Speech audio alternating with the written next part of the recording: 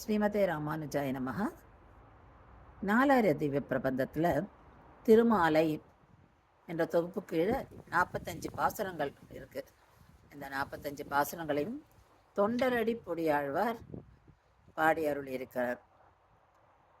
இவர் ஸ்ரீரங்கத்தில் விப்ரநாராயணராக வாழ்ந்தார். அவருடைய இயற்பெயர் விப்ரநாராயணன். அவர் மாலை கைங்கரியம் பண்ணிட்டு இருந்தார். அவர் ஸ்ரீரங்கம் ஸ்ரீ ரங்கநாதர் மேலே மட்டுமே பாடியிருக்கு. அந்த தொகுப்பில் வர ஒரு பாட்டு ரொம்ப அழகான பாட்டு, பச்சை மாமலை போல் மேனி.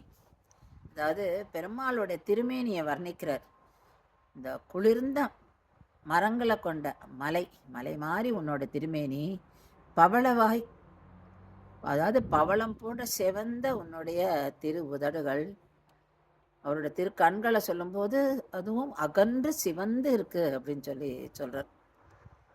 இப்படி அவருடைய திருமேனியை வர்ணிக்கிற திருக்குணங்களை வர்ணிக்கிறார் இந்த பாட்டில்.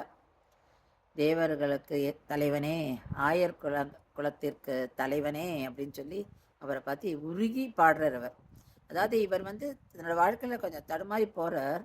அப்போ திருப்பி அவர் நல்வழிக்கு அப்போ மனம் அப்படியே வருந்தி பெருமாள் மேலே பாட்டுகள்லாம் பாடுறார். இவ்வளோ பாசங்களும் அவர் பெருமாள் மேலே, ஐயோ நான் அப்படி தப்பு பண்ணிட்டேனே அப்படின்னு சொல்லி பாடுறார் அவர். அப்போ பெருமாளுடைய திருமேனியை வர்ணித்து பாடுற இந்த பாசுரம் எனக்கு தேவலோகமே கிடைச்சாலும், அங்கே இருக்கிற சுகங்கள்லாம் கிடைச்சாலுமே எனக்கு அது வேண்டாம். ஏன்னா நான் உன்னை பாடி அதில் பெற இன்பம் மாதிரி அது வராது. இதுக்கு நிகர் எதுவுமே கிடையாது. அதனால் நான் உன்னையே பார்த்துட்டு உன்னையே பாடின்றது நான் இங்கே இருக்கணும் அப்படின்னு சொல்லி அவர் இந்த பச்சை மாமலை போல் மேனி இந்த பாசுரத்தில் அப்படி உருகி பாடுறார். அதை நம்ம இப்போ ஒரு டியூனில் கேட்கலாம்.